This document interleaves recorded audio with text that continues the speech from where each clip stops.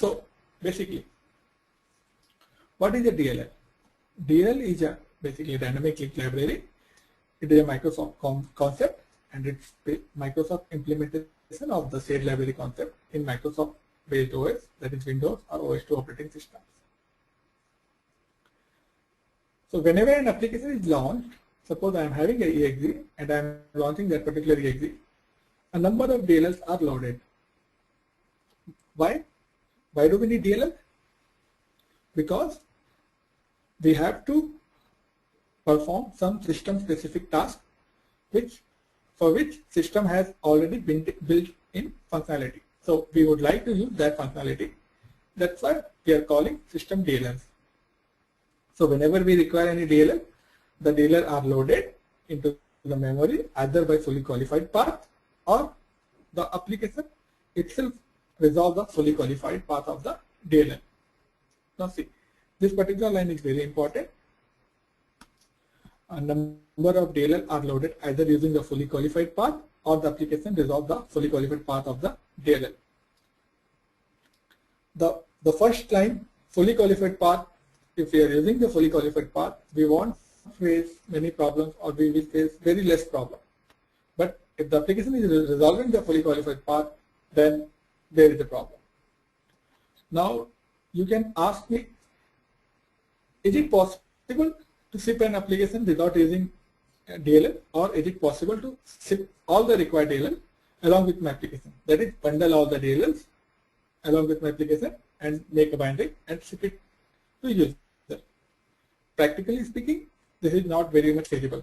The reason being, the very first reason is the size of the application. The application size will definitely get increased. The second reason is maintainability.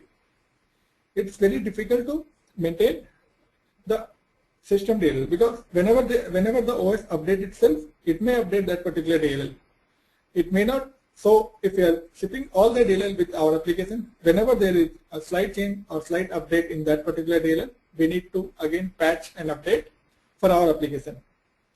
So this will increase the frequency of update of our application. The second thing is, we always need to monitor against these particular DLL in the respective locations or respective repositories. So this will be a big overhead. That's why we are not shipping the DLL, all the required DLL along with our applications. We will be using the system DLLs. I guess till now you guys don't have any problem. Please feel free to ask questions whenever you have any doubt. You can just type and I will be happy to answer the questions. Okay. Let's move forward. So, okay. Let us assume that we are loading a DLL, or our application depends on some particular DLL. So what we will be doing, we will be asking the OS to resolve the path of the DLL and load that particular DLL into the memory. So there is an order in which the OS will search for DLL. So I am just quoting from MSDN, the default search order for any DLL which is required to be loaded. If save DLL search mode is enabled, it's as follows. The first path is the directory from which the application is loaded. The second path is the system directory, that is C Windows System 32, something like that. The third part is the 16-bit system directory. There is no way to get this directory, but still the OS itself searches for this particular directory. Then the Windows directory, that is C Windows, something like that. Then the current directory from which I am invoking the application. And the last one is the directory that are listed in the environment path.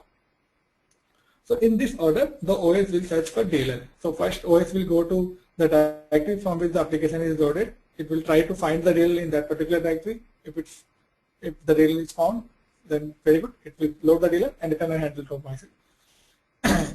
In case there is a mismatch, it will go to the second, that is the system directory, then followed by